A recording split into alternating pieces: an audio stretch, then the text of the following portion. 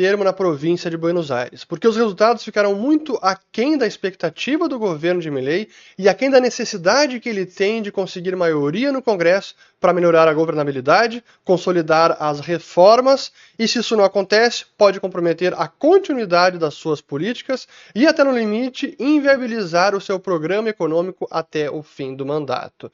E por isso que os mercados reagiram tão negativamente no dia de hoje, com o dólar subindo, bolsa despencando, juros subindo, risco país também. Então é preciso entender este resultado eleitoral, o que ele significa de fato, quais são os próximos passos e qual o próximo evento político importante no calendário eleitoral da Argentina. Pois este foi o resultado, então, nas eleições de meio termo, que elege alguns senadores e deputados. São eleições, na verdade, nacionais, mas o governador de Buenos Aires, o Axel Kicillof, conseguiu antecipar apenas as eleições para a província de Buenos Aires, que aconteceram então agora no dia 7 de setembro, no domingo, e este foi o resultado. A Aliança Fuerza Pátria, dos peronistas kirchneristas, conseguiu 47,3%, La Libertad Avança 33,7% e Somos Buenos Aires 5,26%, que seria uma centro-direita, alguns aqui que faziam parte do antigo Juntos por el Cambio, do partido do Macri, da aliança do Macri. O que significa então que das 8 sessões na província de Buenos Aires, La Libertad Avança conseguiu apenas 2. As outras 6 ficaram com o peronismo. E uma diferença de quase 13 pontos é sim uma vitória contundente. Mas por algumas análises que eu tenho visto aí nas redes sociais e pela mídia, até alguns liberais dizendo, não, o resultado não foi tão ruim, primeiro porque não se podia esperar que o peronismo iria perder na província de Buenos Aires, é um reduto peronista, kirchnerista de décadas, e sim, é verdade. O problema era a expectativa do governo, o resultado que eles esperavam obter, e isso sim foi bem decepcionante. Depois eu vou mostrar até algumas frases aqui de aliados do Milei e do próprio Milei no seu discurso no final de domingo. Mas voltando aqui aos dados, então, aqui temos a Força Pátria, La Libertad Avança, e é por que alguns estão vendo com um sinal de otimismo o resultado? Porque analisando apenas aqui as cadeiras obtidas, de fato, La Libertad Avança conseguiu mais do que o peronismo, conseguiu aumentar mais. A diferença aumentou. Antes era 24, agora 31, aumentou 7. O peronismo antes era 38, agora 39, aumentou apenas 1. Então o aumento maior foi sim da Libertad Avança, porém continua abaixo do peronismo. Então por essa foto parece ser um resultado sim positivo, a Libertad Avança conseguiu melhorar. O problema é quando se compara esse resultado com o resultado das eleições presidenciais de 2023, que não é uma comparação perfeita, porque aquilo era a eleição presidencial e agora a eleição para senadores e deputados, então tem até outro engajamento da população, e esse foi um problema. E aí, quando a gente analisa por essa ótica a diferença entre 2023 e agora, o peronismo, colocando aqui até de 2023, obteve 4.261.000 votos e agora apenas 3.820.000. E La Libertad Avança havia obtido 2.348.000 e agora aumentou para 2.580.000. Mas qual é o problema aqui? É que em 2023 havia uma aliança com o Juntos por el Cambio do partido do Macri, e que somavam 2.545.000. Então, somando as duas coalizões, La Libertad Avança e Juntos por el Cambio, estas superavam o peronismo em 2023. Isso significa que o Juntos por el Cambio não conseguiu somar muitos votos para La Libertad Avança desta vez em 2025. E sendo que houve um absenteísmo maior, votaram mais de 10.670.000 pessoas e agora em 25 apenas 8.766.000 pessoas. Então, é uma melhor da Libertad Avança isoladamente? Sim, mas comparando com o Juntos por el Cambio, foi uma derrota e o peronismo sai vitorioso por essa comparação. E o resultado é ainda mais frustrante quando se considera o prognóstico do governo, porque eles esperavam que Força Pátria ganhasse na terceira sessão, mas a vantagem final foi de mais de 25 pontos, uma diferença mais do que esperavam. E na primeira sessão, La Libertad Avança esperava vencer, mas acabaram perdendo para o peronismo e por uma diferença de mais de 10 pontos. E na quinta sessão, La Libertad Avança esperava ganhar, de fato venceu, mas a diferença foi menor do que eles estavam projetando. Então, por qualquer análise que se faça, sim, foi um péssimo resultado para o governo de Milei. Seus aliados, praticamente há um consenso dentro do próprio governo também, de que foi um resultado muito ruim e que está preocupando, claro, e por isso alguma coisa é preciso fazer, é preciso corrigir a rota no plano político, especialmente. E o próprio Agustín Echevárne, economista aqui do La Libertad e Progresso, aliado de Milei, também disse bem claramente, 13 pontos de diferença é uma surra eleitoral. O kirchnerismo, com todos os seus problemas, evidentemente algo de bom fez. E, por conta disso tudo, o próprio Milei veio depois no seu discurso no fim das eleições de ontem e disse o seguinte, eu vou colocar esse trecho porque ele é importante e depois eu analiso as falas completas do discurso de Javier Milei. Então vamos lá. Hay que ser claro, es que, sin ninguna duda, en el plano político, hoy hemos tenido una clara derrota. Y si alguien quiere empezar a reconstruir y salir adelante, lo primero que hay que aceptar son los resultados. Y hoy los resultados no han sido positivos y hemos tenido un revés electoral y hay que aceptarlo.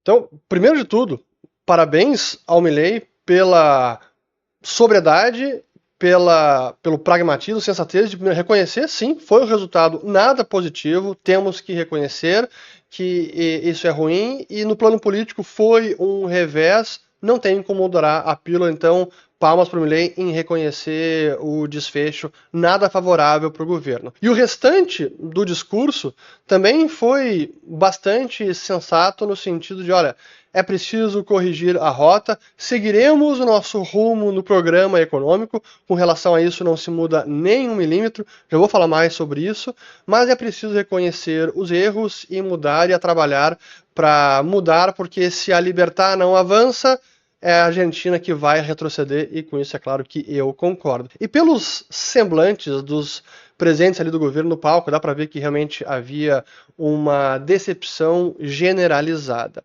E claro, com este resultado, os mercados reagiram muito negativamente. Primeiro vou colocar aqui a taxa de juros de um bono da Argentina que vence em 2035, subiu lá para 13%, depois de, ao longo de 24 e 25, ficar relativamente bem, voltou a subir, e é no patamar mais alto desde finalzinho de 2024. Assim como também, aqui vou colocar o outro dado, a queda no índice Merval, hoje, segunda-feira, foi a maior desde 2020, então mais de 13%. Deixa eu colocar agora aqui mais uns dados. Ao risco país também, chegou a tocar perto de 1.000 pontos, aqui o registro que eu tenho agora é de 901 pontos, então está em ascendente o risco país.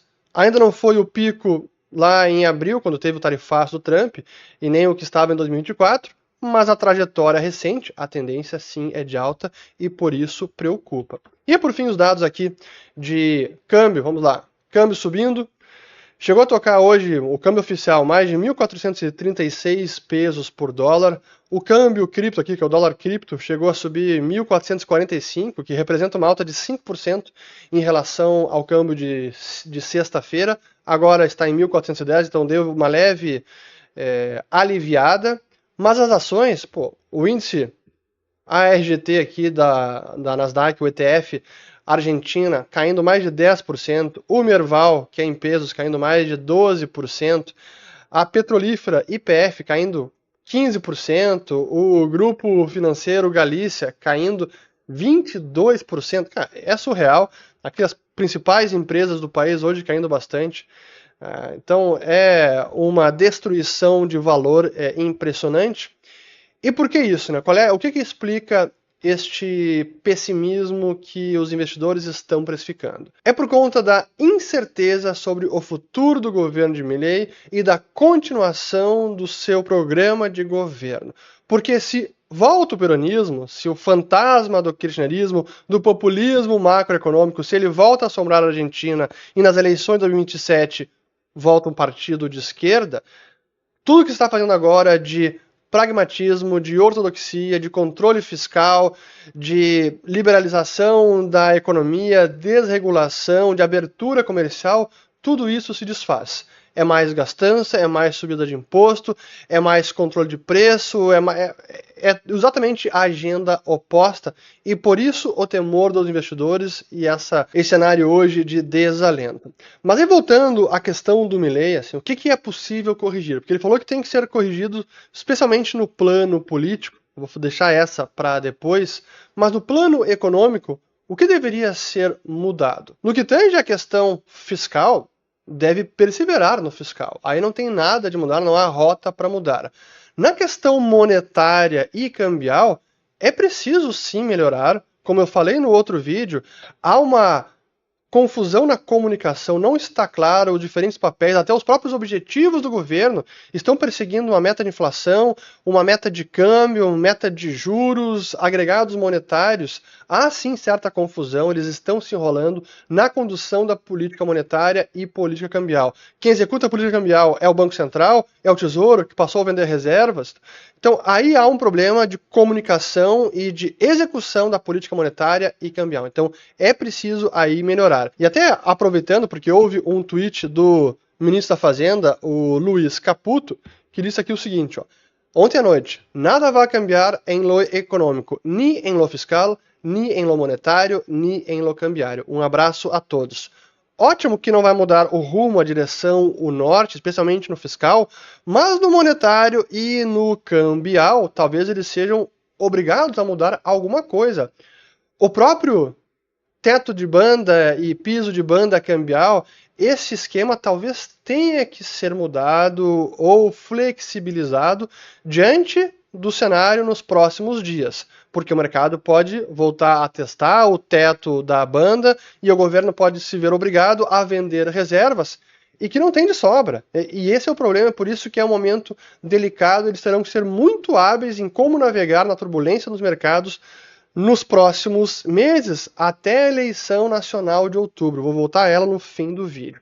Então, no plano econômico, o norte está claro sim, mas talvez alguns ajustes sejam necessários. E para quem quiser entender como a Argentina chegou até esse ponto, eu convido vocês a assistirem ao documentário A Decadência Econômica da Argentina, que está disponível para os nossos assinantes no aplicativo Follow the Money, então siga o dinheiro, tá muito bacana. Além do documentário, também temos o curso Ciclos de Mercado, e no módulo sobre por que os países quebram, você entende detalhadamente como qualquer país chega nessa situação que a Argentina chegou nos últimos anos. Então, conheça o Follow the Money, siga o dinheiro, código QR em algum lugar da tela, link na descrição do vídeo. Agora, de volta para o nosso vídeo de hoje. Aí no plano político, é claro que tem que mudar, e muito.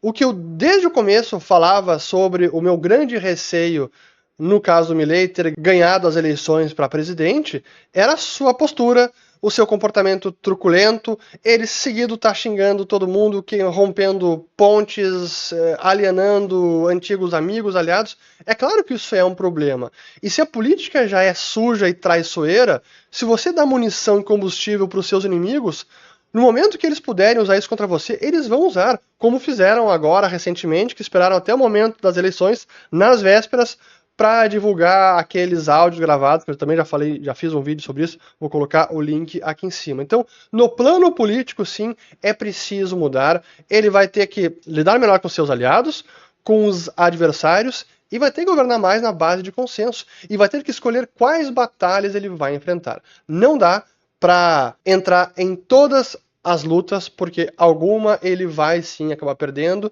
e pode comprometer o governo como um todo, ou a viabilidade do seu programa de governo, em vez de ceder em algumas pautas, simplesmente, ó, aqui não vale a indisposição, perder capital político, vamos focar no que realmente importa. Então, sim, é preciso mudar no plano político. E aí, voltando à questão da corrupção, das denúncias de corrupção, a própria resposta que eles tiveram, depois que os áudios foram vazados, o silêncio, a falta de transparência, aí também vão precisar mudar a comunicação. O quanto que isso impactou no resultado agora ainda é incerto, mas vão precisar sim melhorar essa reação ao que está acontecendo no seu entorno. Isso é inegável. E para encerrar, embora o resultado das eleições de Buenos Aires tenha sido péssimo e preocupante, ele não determina a eleição nacional de outubro. Tem muita coisa para acontecer até lá. Mas se Milei quiser mesmo enterrar de vez o peronismo e o kirchnerismo, ele vai ter que manter o rumo da política econômica, mas sim com alguma recalibragem, mas mudar sobretudo a condução da política. Portanto, diante dessa incerteza que paira no ar, nas próximas semanas esperem bastante volatilidade. Espero que tenham gostado desse vídeo, compartilhem, se inscrevam no canal, ativem o sininho e volto no próximo. Valeu!